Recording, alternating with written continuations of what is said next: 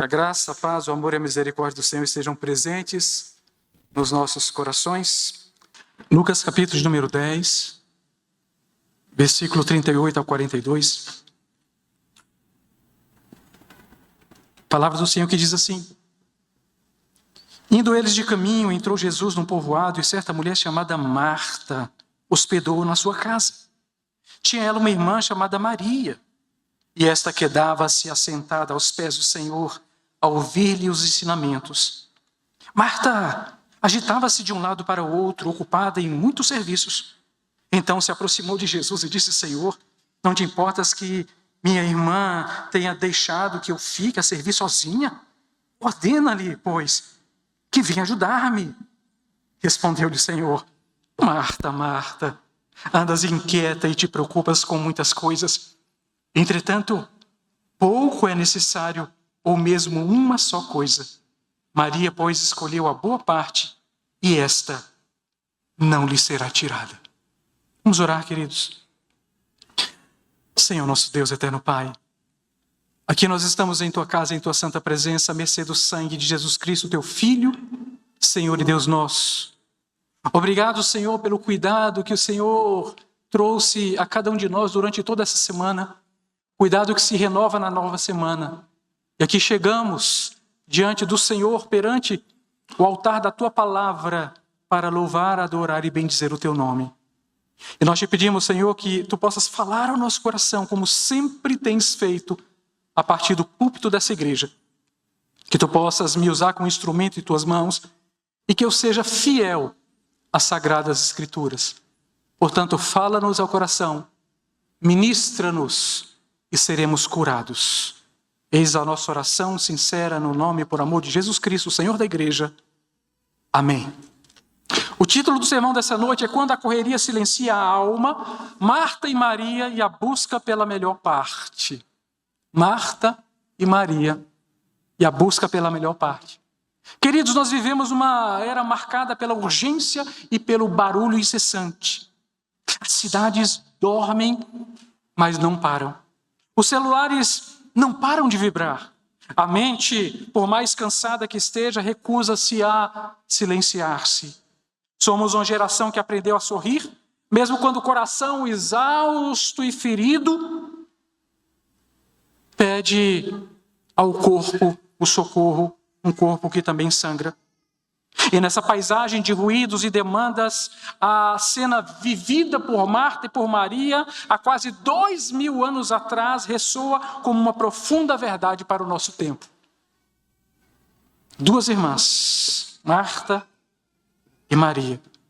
Duas atitudes, dois modos de viver para o Senhor, dois modos que revelam o drama humano sobre a terra. Marta é a mulher que escolhe o fazer. É a pessoa do serviço constante. É a pessoa da pressa, da agitação, da ansiedade que aperta o peito. Maria, no seu turno, é aquela que escolhe estar, simplesmente estar. A pessoa que se senta e ouve, que medita e reflete, que escolhe a presença de Jesus em vez da pressa e da correria do dia a dia. Essas são duas figuras humanas, mas são também reflexos de nós mesmos, porque ora somos Marta e ora somos Maria. Somos assim. Hoje, neste sermão, nós veremos algumas verdades que o texto nos apresenta para o tempo que se chama hoje. Primeira verdade: Marta representa a síndrome da superprodutividade e o peso da ansiedade. Queridos, nós podemos entender Marta como a representação da personificação da sociedade atual. Sociedade onde o valor do indivíduo parece vinculado diretamente à sua capacidade de produzir, de fazer. Vivemos imersos em uma cultura que exige resultados rápidos, o alcance de metas, o desempenho forçado ao máximo. O tempo parado é sempre percebido como tempo perdido. E a produtividade se torna uma espécie de moeda social, porque o chão da fábrica não pode parar, nem as esteiras podem parar seu movimento. E sob essa pressão está Marta. Marta não é apenas uma mulher ocupada, ela é prisioneira de suas próprias expectativas externas e de suas expectativas internas. Marta não para. Psicologicamente, ela vive o paradoxo do burnout. E o que seria isso? É quando, apesar de todo o esforço humano que se faz, surge a ansiedade constante, a inquietação que se traduz em irritação e frustração, porque a pilha de trabalho que temos a fazer nunca diminui e nunca acaba. O esforço desferido parece que nunca é o suficiente, nunca é o bastante. O apelo de Marta a Jesus é um grito por ajuda. O grito de Marta a Jesus revela uma profunda necessidade de ser vista, de ser avaliada, de ser reconhecida, de ser aprovada e finalmente de ser valorizada. É como se ela dissesse: Jesus, olha para mim e valoriza o meu esforço. Quantos de nós hoje se sentem como Marta? Acumulando tarefas, buscando no serviço frenético a ilusão do preenchimento do vazio interior. Quanto de nós se sente exatamente assim? Essa, queridos, é a face moderna do esgotamento emocional e espiritual. Pessoas como Marta pensam que pelo muito fazer vão conquistar o coração de Jesus. Pensam que pelo muito esforço vão ganhar créditos na pessoa de Jesus. Antropologicamente, a luta de Marta representa a luta humana para negar a vulnerabilidade e o limite diante do tempo e da finitude em que vivemos. Não temos o tempo todo, por isso precisamos correr. Não somos eternos, somos finitos, por isso precisamos correr. O esforço é necessário. Então, frases como: o tempo não para, o mundo gira e não espera, e não podemos perder tempo, são frases que marcam a mente de Marta. A mente de Marta é a mente acelerada, o seu corpo é o corpo fatigado pelo cansaço, a sua alma é a alma dilacerada pela sensação de que tudo o que faz nunca será o suficiente. Tudo isso é reflexo da condição humana diante de um mundo que exige de nós cada vez mais e mais e mais. Como se pudéssemos controlar o caos da existência pelo acúmulo da atividade, e assim nós nos envolvemos cada vez mais com o fazer. E Marta, na sua correria, carrega a alma inquieta. A alma inquieta do homem moderno, do homem que teme o silêncio porque nele encontra o vazio. Do homem que entende que apenas o fazer vai trazer existência, vai trazer razão para a sua existência. Sociologicamente, Marta é o símbolo da cultura capitalista tardia, que mede o valor humano pela produtividade e pelo desempenho, deixando então pouco espaço para o ser, para o descanso e para o encontro verdadeiro com o transcendental, com o divino, com o sobrenatural. A cultura do fazer incessante é uma prisão que muitos aceitam como normal, sem perceber que há um preço muito alto a ser pago.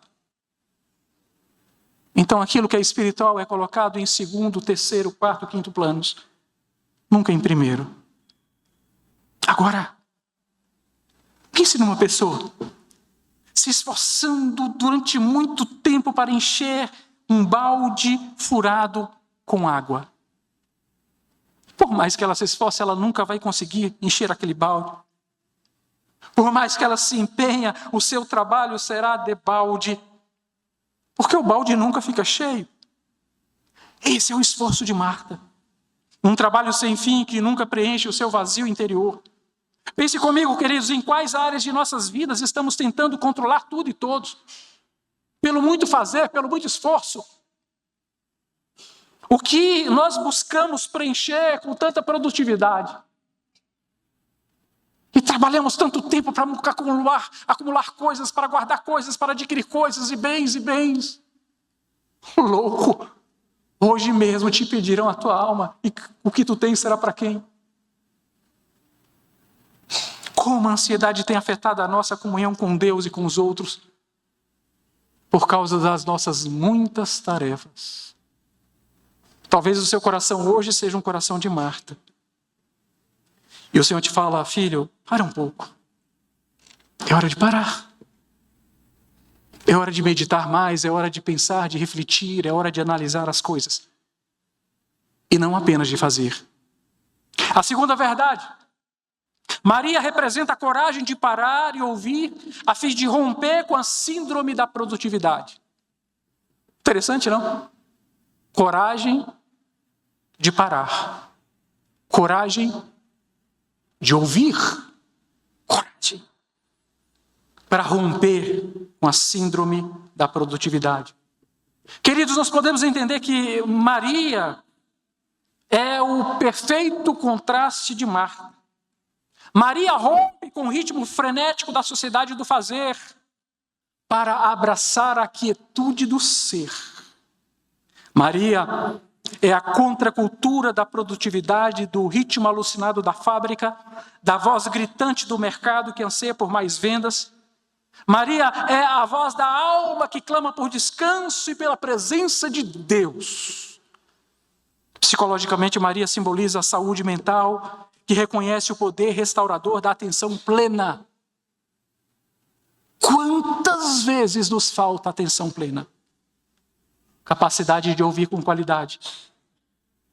Ela representa o lugar do ócio santo.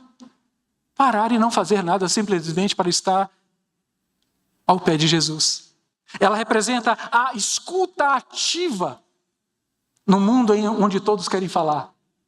Fala-se muito em parlatória, em cursos de oratória, mas não se fala em cursos de escutatória. E Maria nos chama a ouvir. Ela nos convida a resgatar um tempo não medido por metas ou por conquistas, mas pela produtividade do encontro. De parar para ouvir as pessoas que amamos. Os nossos pais, os nossos filhos, o nosso cônjuge, os nossos amigos. Quantos que são mais chegados que irmãos, mas não temos tempo para ouvi-los. Maria nos convida para o lugar onde devemos chegar e simplesmente nos sentar aos pés de Jesus. Maria diz para mim e para você: não, isso não é passividade, não entenda isso como passividade, não é. É coragem. É coragem. Não é perda de tempo, meus amigos, é um investimento de vida. Maria diz: é escolher a presença e a atenção de Jesus em meio à avalanche de informações e de demandas que nos cercam. E ela diz, Maria, é um ato de fé radical, de resistência contra essa ansiedade do fazer que corrói a nossa alma. Louvado seja o Senhor. Antropologicamente, Maria representa o retorno ao que é essencial no ser humano. A comunhão. Já pararam para pensar que nós somos criados para a vida em comunidade? Sim. Por quê? Porque o próprio Deus se apresenta como comunidade. Ele é Pai, Filho e Espírito Santo. Então nós não fomos vocacionados para vivermos isolados no monte, separados da sociedade. Não, nós somos chamados para vivermos assim uns com os outros, para ouvirmos os outros, para sofrermos a dor dos outros, para nos alegrarmos com a alegria dos outros. Louvado seja o Senhor. Sociologicamente, ela ressalta não a produção e não o ganho por causa da produção excessiva, mas as coisas que vêm de dentro, que vêm da alma, que vêm da essência. É isso que vale para Maria. Maria não quer fazer simplesmente, Maria deseja estar, Maria deseja ser. Isso é que ela existe. E isso é o que lhe importa.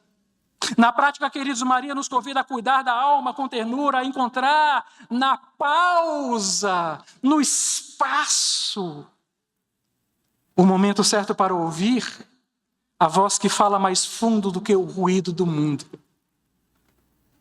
A voz que diz coisas que o mundo não pode dizer. A voz que apresenta verdades que o mercado não pode vender. É o que ela nos convida. Agora pense um pouco comigo. Pense num jardineiro. Um jardineiro que para cuidar da sua planta. Ele não apenas para cuidar da planta mecanicamente, não, mas para contemplar a beleza da planta, olhar para as folhas, para as flores, para os frutos, para a verdura da árvore, para contemplar sua beleza e viver aquele momento.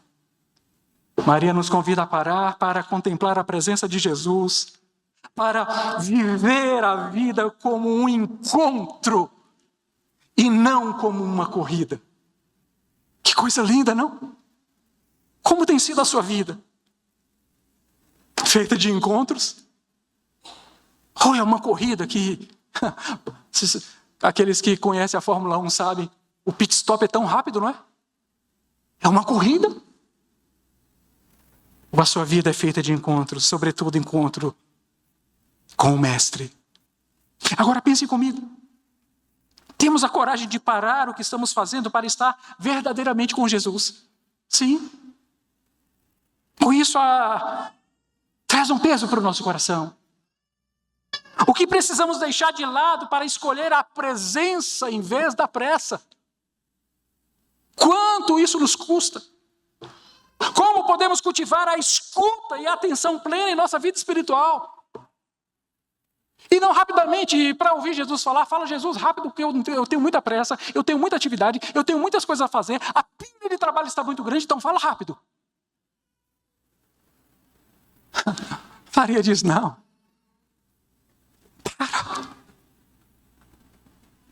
Senta-te aos pés de Jesus e ouça-o falar com qualidade. Como podemos cultivar esses momentos com o Senhor, queridos? A terceira verdade. O conflito de Marta e Maria representa o nosso conflito interno, porque existem cá dentro Marta e Maria no nosso comportamento. Você concorda comigo? O conflito de Marta e Maria apresenta o meu conflito aqui dentro. Porque eu quero fazer, eu quero trabalhar, eu quero produzir, eu quero fazer muitas coisas e ter muitas coisas que não quer nesse mundo capitalista que vivemos. Aprendemos desde cedo a isso. E às vezes nos esquecemos de parar para ouvir Jesus. Para ouvi-lo dizer meio e suavemente aquilo que somente Ele pode dizer. Queridos, o que torna essa passagem tão fascinante é que Marta e Maria não são personagens fixos na narrativa distante da história bíblica, mas são como vozes vivas operando no nosso coração, dentro de cada um de nós. Psicologicamente, somos palco dessa tensão dialética. Duas vozes que falam. A voz de Marta nos empurra para a ação, para o trabalho. Não podemos parar, vamos em frente. Pressa, rapidez. Somos movidos pelo medo do fracasso e pela busca do controle. Mas, por outro lado, no outro lado da dialética está a voz de Maria, sussurrando baixinho no nosso coração e na nossa alma, nos chamando ao descanso. E dizendo, é preciso parar para ouvir Jesus. É preciso escutar atentamente as palavras do Mestre. Você não percebe que a sua correria está abafando o som da voz do Mestre? É preciso se dar ao acolhimento da doce presença de Jesus. Ele quer te acolher e você não quer. Você é como minha irmã Marta. Sociologicamente, esse conflito nos deixa entre o fazermos sempre mais e mais e o cuidado com o próprio ser. Cuidado, querido, com a espiral da negligência, porque precisamos fazer, mas também precisamos aprender a estar e a ser. A sociedade nos impõe isso, mas quem disse que nós temos que ouvir a voz da sociedade antes de ouvirmos a voz de Deus? Antropologicamente, o conflito reflete essa fragmentação da alma entre o corpo fatigado e a alma cansada, a mente ansiosa e um espírito sedento de paz. É isto. Mas ouçam, esse conflito interno pode gerar um desequilíbrio perigoso. Sim, quando a Marta dentro de nós grita mais alto e faz calar Maria. E a nossa alma sofre. A ansiedade se torna invasiva, a irritação aumenta, a insatisfação se torna crônica, porque ninguém é o Superman. Ninguém consegue ser mais rápido do que uma bala. Ninguém. E é preciso parar para recarregar as forças. Preciso parar. Querida, eu não estou dizendo que não devamos produzir, que não devamos trabalhar, não é nada disso. Eu estou dizendo que quer comamos, quer bebamos ou façamos qualquer outra coisa, façamos tudo para a glória do Senhor. 1 Coríntios 10, 31. O que eu estou dizendo é que o nosso fazer não nos afaste do encontro com Jesus. Amém? Você está entendendo? Está compreendendo o que eu estou dizendo? Que tem hora que precisa parar. Mas ouçam, Jesus, ao falar, ele não rejeita o serviço de Marta. Não.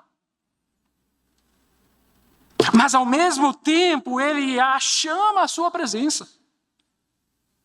E então ele nos ensina que o caminho não é eliminar o fazer, mas harmonizá-lo com o ser. O caminho é o equilíbrio que se faz necessário, porque assim é possível que a alma escolha a melhor parte, inclusive durante o fazer. Percebe? Quer comais, quer bebais, quer façais qualquer outra coisa, façais tudo para a glória do Senhor. O teu fazer também pode ser culto. Aliás, deve ser culto. Porque o culto, ele não acaba quando o culto acaba. Daqui a pouco estaremos impetrando a bênção. Mas o culto não acaba. A nossa vida é o culto. Essa é a nossa teologia.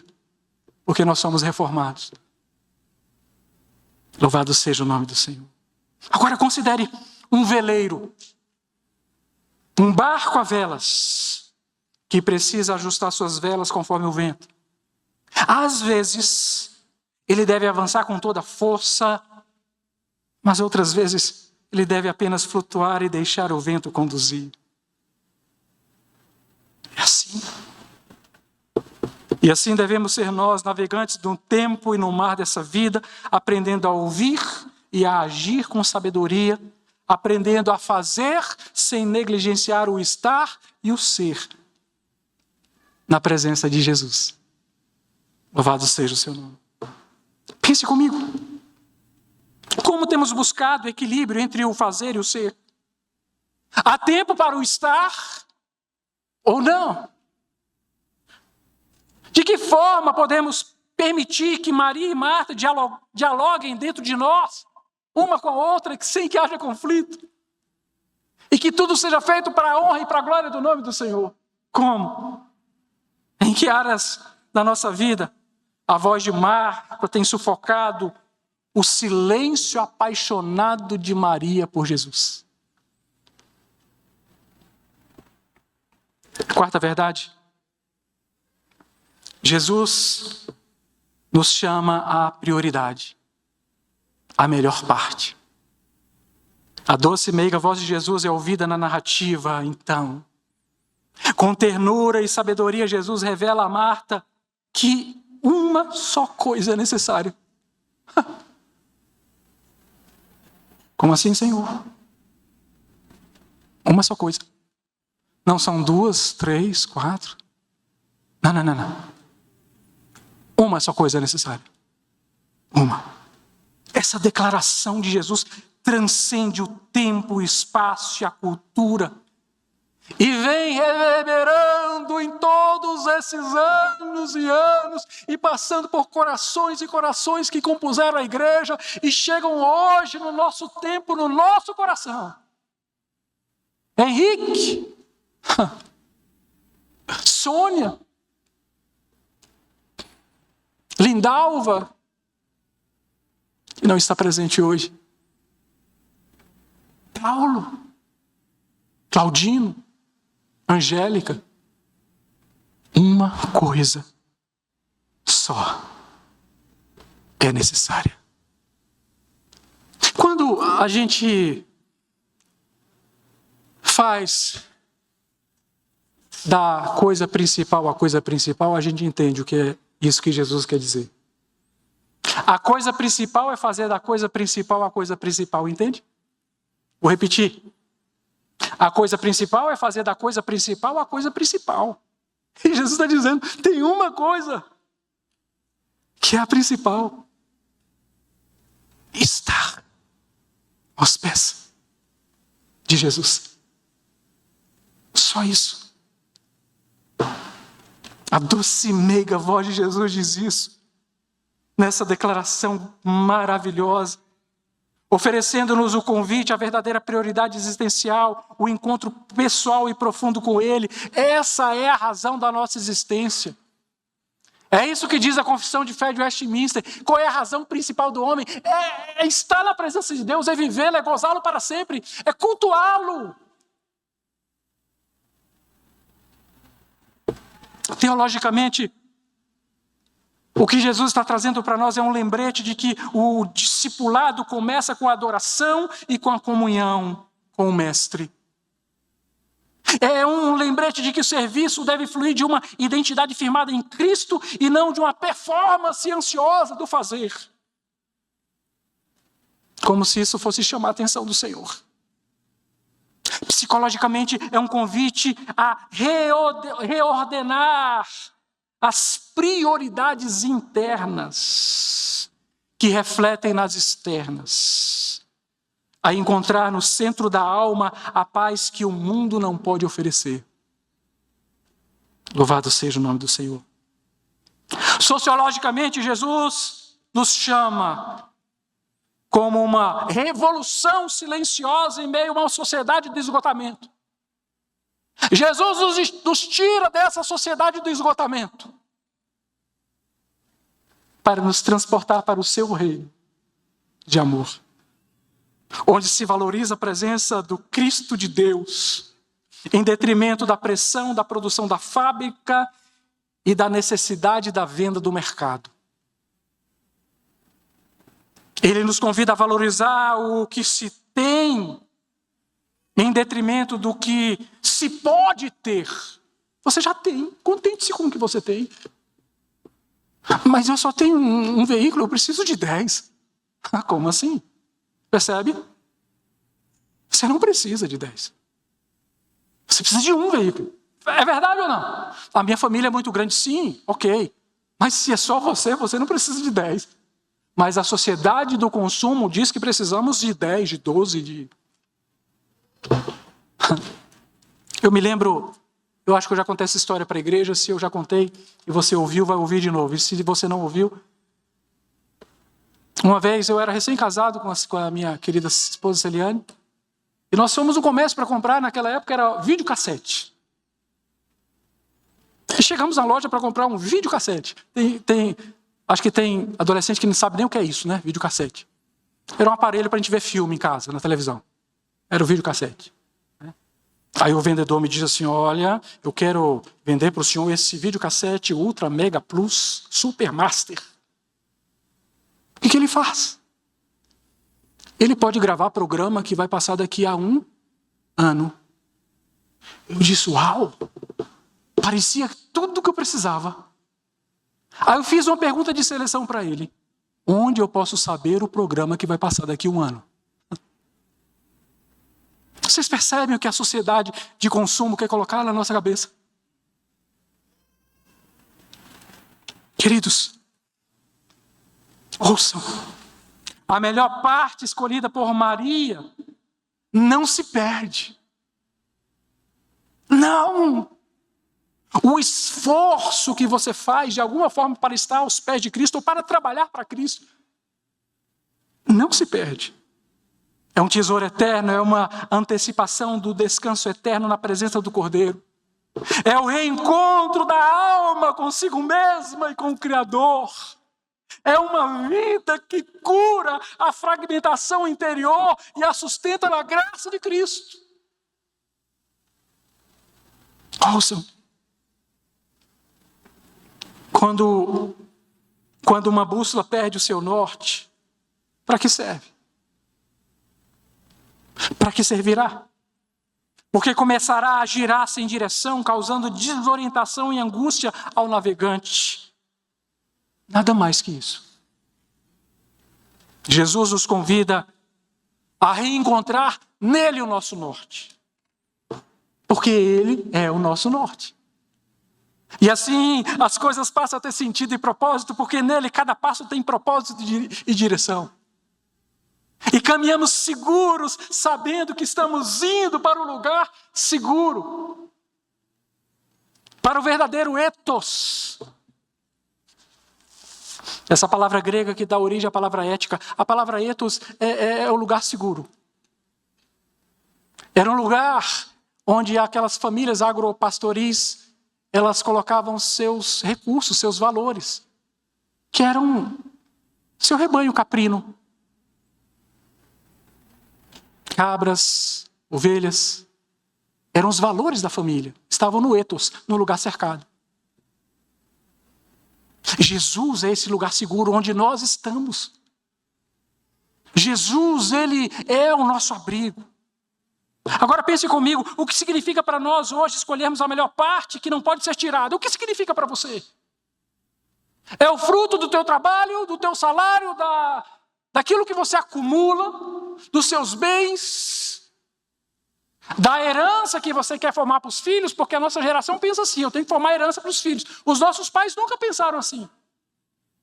Os nossos pais deixavam legados, você precisa aprender a trabalhar, então vai trabalhar. Na nossa geração, a gente quer trabalhar para deixar para os filhos. Quais prioridades em nossa vida que precisam ser reordenadas e centradas em Cristo? Como encontraremos equilíbrio no nosso serviço, de forma a refletir nossa identidade como discípulos? Como? Quinta verdade e última. Devemos aprender a escolher a melhor parte hoje. Esse sentimento nos desafia a estabelecer limites claros em nosso dia a dia. Onde? No trabalho, por exemplo. Onde devemos aprender a dizer não e a respeitar os próprios limites, porque isso é necessário para a nossa saúde mental e física também. Estou dizendo que você vai chegar para o seu patrão e vai dizer para ele que você não pode fazer isso ou aquilo. Eu estou dizendo que você precisa de equilíbrio. Porque às vezes você é o patrão. E você impõe para si mesmo um ritmo alucinado e ainda quer impor para os seus funcionários. Na vida digital, porque hoje a gente tem vida digital. Quem passa sem um celular um único dia? Me diga. Estava vendo uma imagem tão triste de uma criança pequena, talvez não tivesse nem 1 ano de vida. E ela desenvolveu uma patologia, uma síndrome, que eu não sei o nome, mas a criança tremia e ela ficava fazendo assim, com o dedinho. Isso está em nós. Talvez precisemos buscar um detox das notificações, do excesso de estímulos que nos permitirão então escutar a voz de Deus e o murmúrio da alma que sangra. Talvez na família largar as ferramentas do serviço para atender ao olhar do coração daqueles que amam. É essencial cultivar dentro das nossas casas relacionamentos profundos. Talvez seja no espiritual, no exercício devocional diário. O desafio de transformar a devoção, de fato, em um encontro autêntico e não em obrigação. Uma mera rotina. Na igreja, o chamado é resistir à tentação do ativismo vazio e buscar um coração renovado para sim, servir sim, mas a partir da segurança em Cristo. Porque não é pelo muito fazer que alcançaremos a salvação. A salvação já nos foi alcançada por obra redentora de Cristo Jesus na cruz do Calvário. Louvado seja o nome do Senhor. Ouçam. Escolher a melhor parte é um ato diário de coragem e resistência diante da cultura que glorifica o excesso e o esgotamento. É reconhecer a nossa fragilidade, é aceitar nossos limites, é nutrir a alma com silêncio na presença divina. Viver a melhor parte que não pode ser tirada requer coragem e disciplina para remover a cultura do excesso e do imediatismo. Devem ser escolhas diárias que desafiam a lógica do mundo, mas nos conduzem à vida plena prometida em Cristo. Imagine comigo um atleta. Um atleta depois de uma forte jornada de treinos.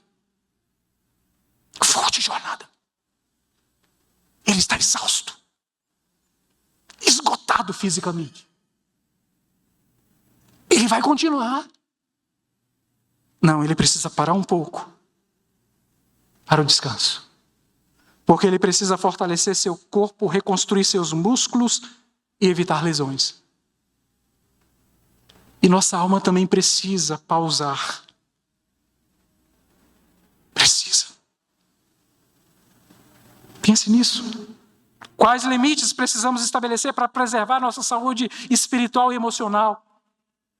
Quanto tempo mais nós seremos apenas Marta? E deixaremos de lado Maria.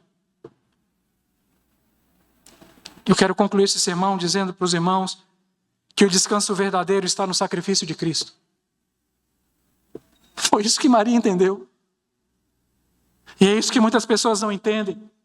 Queridos, no fundo, o convite de Jesus é um chamado ao descanso verdadeiro, um repouso da alma que vai além do físico. O mesmo Cristo que com ternura repreendeu Marta, é o mesmo que na cruz declarou, está consumado. Ou seja, tudo o que precisava ser feito, Ele fez. Seu sacrifício é a expressão máxima do amor que nos permite, sem medo, apenas parar na sua presença. Sabendo que nossa identidade não está na quantidade de tarefa que realizamos, mas na graça que nos sustenta. É a graça. A melhor parte está aos pés do Mestre. É essa a melhor parte que é um verdadeiro presente de Jesus, que nunca nos será tirado. Que possamos, em meio às vozes das pressões do mundo, ouvir o chamado de Cristo, que nos convida simplesmente a parar a fim de ouvi-lo. Só Jesus oferece a paz que restaura, a cura que fortalece e o florescimento para uma alma cansada. Agora pare por um instante. Pense em você. Mas pense em você na figura imaginária de um peregrino cansado, exausto, com medo dos assaltos do caminho. Que você vai caminhando sedento e faminto, e de repente um abrigo surge à sua frente. E após essa longa jornada, o dono do abrigo ali abre a porta e diz: entre, você tem aqui repouso, você tem segurança, você tem alimento e você tem água, você tem tudo. E o anfitrião te abraça e cuida de você e te restaura. E ali você sabe que sua vida não depende do avanço mais de sua caminhada, que a sua segurança não está agora sujeita ao ataque das pessoas, mas todo cuidado necessário será trazido pelo anfitrião. Jesus é o anfitrião que te acolhe por meio do seu sacrifício na cruz. Jesus é o lugar onde Maria parou e foi suprida. Jesus é o abrigo que convida a alma cansada de Marta ao descanso. Portanto, confie em Jesus e saiba que aos pés dele sempre estará tudo bem. Hoje pela manhã, fomos nos despedir de um jovem que, com 34 anos, cometeu suicídio.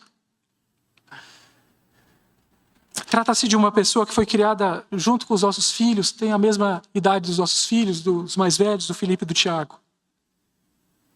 E o Rafael era um rapaz como os nossos filhos, mas não conseguiu lidar com as dores da vida. E ontem, Edileuza, sua mãe, chegou em casa à tarde e o encontrou depois de haver se enforcado dentro da própria casa. Almas feridas, cansadas, exaustas. A figura de Marta. Mas Jesus te diz hoje: filho, filha, eu sou o abrigo seguro e propício para cuidar de você. Onde toda a ansiedade da vida é tirada, toda dor é tratada, todo medo é removido. Jesus é o lugar do descanso e da paz. Para Jesus você não precisa provar nada, não precisa conquistar nada, porque tudo Ele já fez por você. Você crê? Curva a sua cabeça, vamos orar. Senhor nosso Deus, Pai, Filho e Espírito Santo, eis a Tua palavra lida e proclamada nessa noite. Eu peço a Ti, Senhor, que o Senhor, por pura graça, amor e misericórdia, aplique ao coração daquele que a ouviu. Talvez sejam corações, sejam almas como a de Marta, cansadas da vida, da jornada, estão, Senhor, exauridas de tudo. Mas o Senhor está aqui para cuidar delas essa noite. E para fazê-las como Maria, que estão fascinadas diante da Tua presença, que estão encantadas com a Tua palavra, que estão totalmente tomadas por Tua voz. Oh, Senhor, cuida do nosso coração. E aplica essa palavra àquele que sofre, àquele que chora, aquele que pensa não haver mais condições, aquele que está a ponto de entregar tudo, de abandonar, de desistir. Que o Senhor mesmo cuide dessa vida e trate desse coração que sofre. É a nossa oração no nome e por amor de Jesus Cristo. Amém.